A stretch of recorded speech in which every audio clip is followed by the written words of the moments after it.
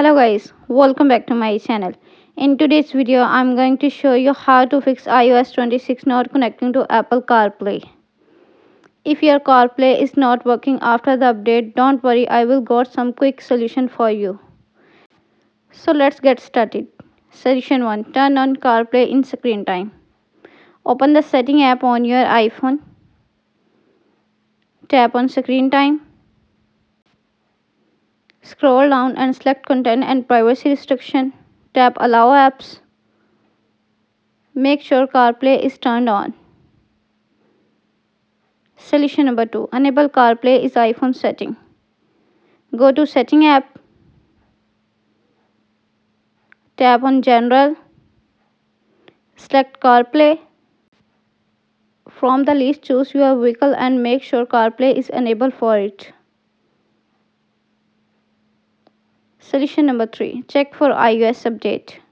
Open the setting app on your iPhone. Tap on general. Select software update. If an update is available, tap download and install. Sometime Apple releases quick fix for CarPlay issues. Solution number 4. Allow CarPlay while locked. Open setting app on your iPhone. Tap on general. Go to CarPlay. Select your car from the list. Turn on allow CarPlay while locked.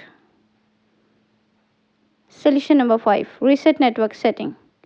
Open the setting app on your iPhone. Tap on general.